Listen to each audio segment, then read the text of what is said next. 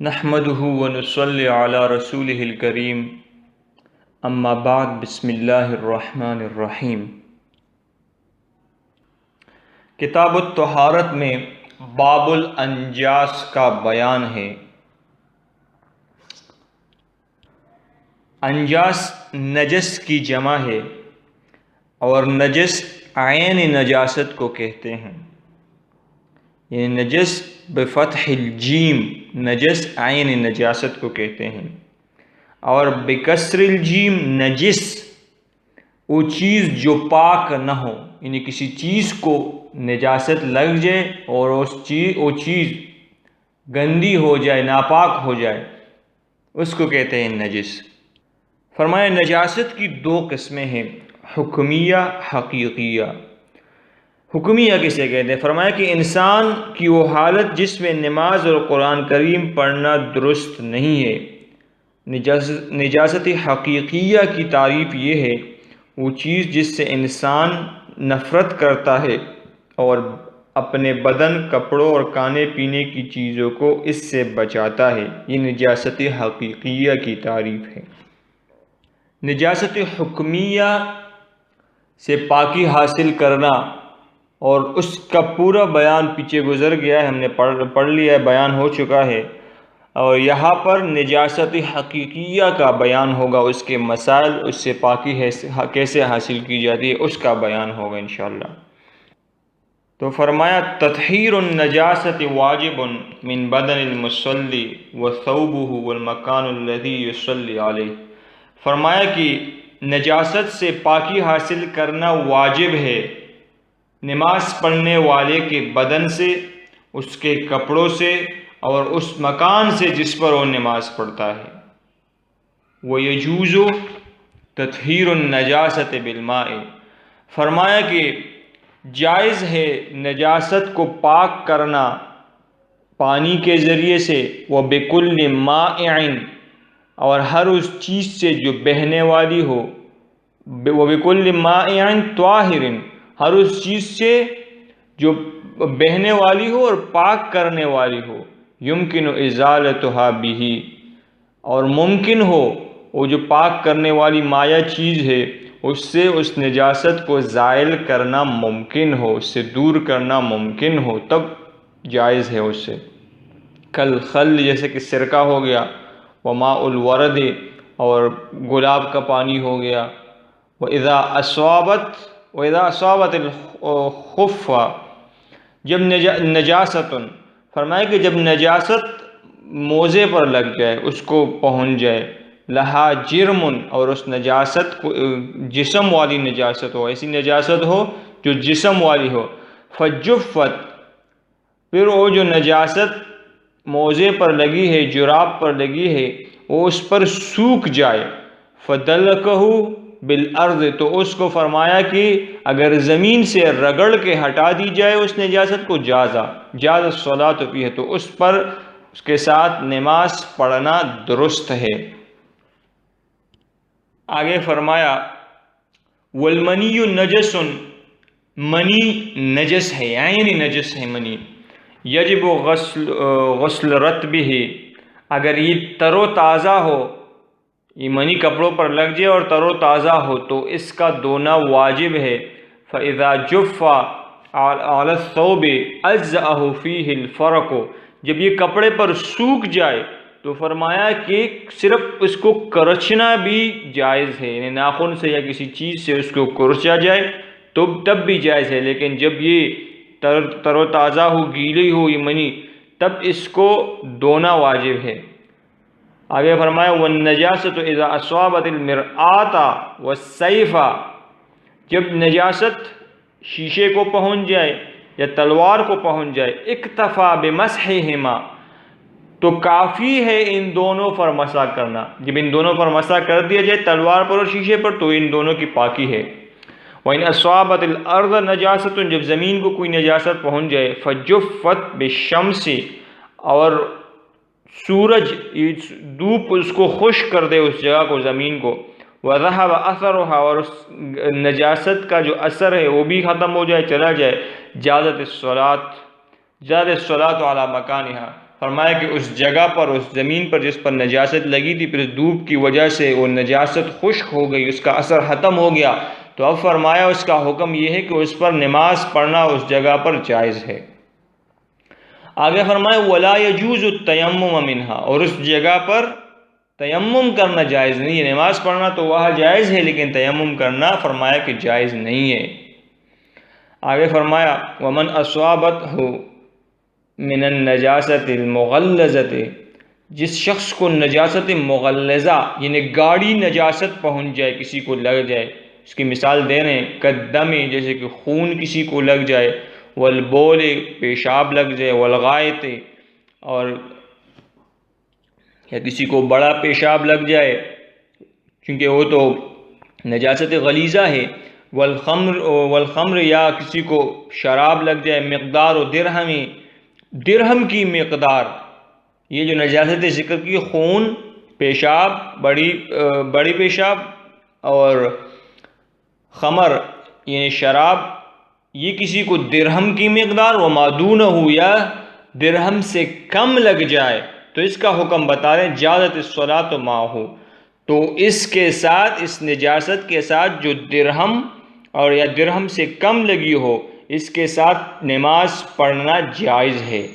وَإِنْ زَادَ، اور اگر درہم سے یعنی نجاست جو غلیظہ ہے، گاڑی نجاست ہے، اس کی مثالیں ذکر کی میں نے، جیسے خون ہو گیا، بول ہو گیا، غائط ہو گیا، خمر ہو گیا،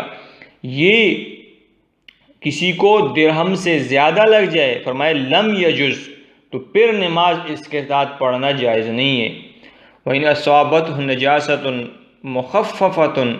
کسی کو اگر توڑا نجاست لگ جائے، نجاست خفیفہ کسی کو لگ جائے، کبول ما یوکل لحمہ، یعنی اس جانور کا پیشاب جس کو انسان کھاتے ہیں، مسلمان کے لیے جس جانور کا گوشت حلال ہے، اس جانور کا پیشاب اگر کسی کو لگ جائے تو کیا حکم ہے؟ فرمائے کہ جازت الصلاۃ، تو اس کے ساتھ نماز پڑھنا کیا ہے؟ جائز ہے۔ معلم تبلغ ربع الثوب، فرمایا کہ وہ جو نجاست ہے جس کپڑے پر لگی ہے، اس کپڑے کے چوتھائی حصے تک اگر نہ پہنچی ہو، چوتھائی حصے تک اگر نہ پہنچی ہو، تب اس کے ساتھ کیا نماز پڑھنا کیا ہے؟ جائز ہے۔ اس کی مثال اس طرح دے سکتے ہیں ہم کہ یہ جو ہاتھ ہے، یہ جو قمیص ہے، قمیص کی جو آستین ہے، یہ پوری اوپر سے آتی ہے نیچے ہاتھ تک، یعنی پورا جو کہنی ہے اس کے اوپر سے آ کر یہاں تک شولڈر تک جو آتی ہے، کندھے تک، یہ پوری کی پوری ہم اس کو آستین میں شمار کر لیں۔ اس کے فرمایا کہ چوتھائی سے کم اگر لگا ہو تو اس کے ساتھ تو نماز، چوتھائی سے کم اگر کسی کو نجاست خفیفہ لگا ہو تو اس کے ساتھ تو نماز پڑھنا واجب جائز ہے، لیکن اگر چوتھائی سے زیادہ لگا ہو، یعنی 4 حصے اگر اس آستین کے ہم کر لیں اور اس 4 میں سے 1 حصے کو لگ جائے تب تو نماز پڑھنا اس کے ساتھ جائز ہے، لیکن اگر اس چوتھائی سے بھی زیادہ ہو جائے تب اس کے ساتھ نماز پڑھنا جائز نہیں ہے۔ آگے فرمایا وَتَطْهِيرُ النَّجَاسَةِ الَّتِي يَجِبُ غَسْلَهَا، اس نجاست کا پاک کرنا جس کا دھونا واجب ہے، علی وجہین، 2 طریقوں پر اس نجاست کو ہم پاک کر سکتے ہیں جس کا دھونا واجب ہو۔ فرمایا فما کان لہ عین مرئیۃ، ایک تو وہ نجاست جو نظر آنے والی ہے، فطہارتھا، تو اس کی پاکی یہ ہے، زوال عینھا، کہ اس کو آنکھوں سے دور کر دیا جائے، یعنی اس کو اتنا پاک کر دیا جائے، دھویا جائے کہ اس کو کیا کیا جائے، وہ آنکھوں سے دور ہو جائے۔ الا ایبقی من اثرھا ما یشق ازالتھا، فرمایا کہ مگر یہ کہ نجاست کے اثر سے وہ چیز باقی رہ جائے جس کا دور کرنا دشوار ہو، یعنی وہ جو چیز ہے جو نجاست لگی ہے اس کو تو دھو لیا ہم نے، اچھی طرح سے دھو لیا، لیکن اس کا اثر وہ پھر بھی تھوڑی بہت دکھائی دے رہی ہے، ایک تو یہ نجاست ہے۔ دوسری وما لیس لہ عین مرئیۃ، دوسری وہ نجاست جو آنکھ سے نظر نہیں آ رہی ہو، فرمایا فطہارۃ ان یغسل اس کی طہارت یہ ہے کہ اس کو دھویا جائے حتیٰ یغلب علی ظن الغاسل، یہاں تک کہ جو دھونے والا ہے اس کا پکا گمان ہو جائے، اس کا غالب گمان ہو جائے انہو قد طہر، کہ یہ جو میں دھو رہا ہوں یہ پاک ہو چکا ہے۔ اس کا طریقہ یہ ہے کہ کپڑا ہے، اگر اس کو نجاست لگ جائے جو نظر نہیں آنے والی، نظر جو نہیں آ رہی، اس کو 3 مرتبہ دھویا جائے، ایک مرتبہ دھو کے اس کو نچوڑا جائے، دوسری مرتبہ دھو کے اس کو نچوڑا جائے، تیسری مرتبہ دھوئے پھر اس کو اچھی طرح سے نچوڑے، بالکل سخت سے نچوڑے۔ فرمایا کہ اگر سختی سے نہ نچوڑا گیا تو اس کی جو نجاست ہے وہ باقی رہ جاتی ہے۔ اچھا، وہ جو نظر آنے والی نجاست ہے اس کو کیسے، اس کا خلاصہ کیسے اس کو پاک کیا جا سکتا ہے؟ فرمایا کہ اگر اس کو دھو لیا اور پھر بھی اس کا جو نظر آ رہا ہے تھوڑا بہت، تو اس کی کوئی وہ نہیں ہے، مطلب آپ نے اچھی طرح سے دھو لیا پھر بھی وہ نظر آ رہا ہے یا اس سے بدبو آ رہی ہے، تو اس کے بس وہ پاک ہو گیا، صاف ہو گیا، اب اس کی وہ ضرورت نہیں ہے، کیونکہ آج کل تو سرف ہے، صابن ہے، بہت ساری چیزیں ہیں، اس لیے ان چیزوں کی زیادہ وہ ضرورت نہیں پڑتی۔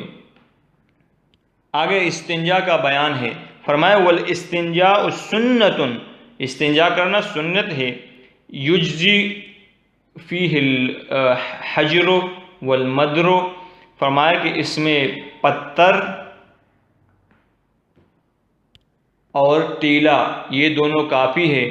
یعنی اس دونوں سے، پتھر سے اور ٹیلے سے استنجا کر سکتے ہیں۔ وما قام مقام ہوا، یا پتھر اور ٹیلے کے جو قائم مقام ہو، ان دونوں سے استنجا کر سکتے ہیں۔ کیسے کریں؟ یمسحہ، کہ مسح کرے، یعنی وہ جو آج پیشاب نکلا ہے اس کو خشک کرنے کے لیے اس کو مسح کرے، حتیٰ ینقیہ، یہاں تک کہ وہ صاف، یہاں تک کہ وہ کیا ہو جائے؟ صاف ہو جائے۔ وہ جو پیشاب نکلا ہے چونکہ گندگی ہے، اس کو اتنا مسح کرے، اس کو اتنا وہ صاف کرے کہ صاف ہو جائے۔ آگے فرمایا وَلَيْسَ فِيهِ عَدَدٌ مَسْنُونٌ، اور اس میں کوئی مسنون عدد نہیں ہے۔ کیسے مسنون عدد نہیں ہے؟ کہ مطلب کتنی مرتبہ چونا ہے، کتنی مرتبہ صاف کرنا ہے، اس میں کوئی اتنی مسنون عدد نہیں ہے، بلکہ جتنے سے صاف ہو جائے اتنے سے صاف کر لے۔ فرمایا وَغُسْلُهُ بِالْمَاءِ وَغَسْلُهُ بِالْمَاءِ أَفْضَلٌ، اگر پانی سے دھویا جائے تو یہ زیادہ افضل ہے۔ وَإِن تَجَاوَزَتِ النَّجَاسَةُ، اگر نجاست تجاوز کر جائے مخرجها، اپنی جو مخرج ہے، یہ نکلنے کی جو جگہ ہے وہاں سے اگر نجاست نکل جائے، پھیل جائے چاروں طرف، لم یجز فیہ الا الماء، تو وہاں پر ٹیلے اور پتھر سے پھر کام نہیں چلے گا، تو وہاں پر یہ جائز نہیں، بلکہ پانی ضروری ہے، پانی سے دھویا جائے گا۔ والمائع، یا جو بہنے والی چیز ہے پاک کرنے والی وہ ضروری ہے، ان سے پھر کیا کیا جائے گا؟ استنجا کیا جائے گا۔ فرمایا ولا یستنجی، اور استنجا نہ کیا جائے بعظم، ہڈی سے، ولا روث، اور جو گوبر کی وہ بنائی جاتی ہے اس سے بھی استنجا نہ کیا جائے، یعنی گوبر جو خشک کیا جاتا ہے اس سے پھر آگ بڑکایا جاتا ہے، اس سے بھی استنجا نہ کرے۔ ولا بطعام، نہ کھانے کی کسی چیز سے استنجا کرے۔ ولا بیمینہ، اور نہ اپنے دائیں ہاتھ سے استنجا کرے۔ اللہ رب العزت عمل کرنے کی توفیق عطا فرمائے۔ تقبل اللہ منی۔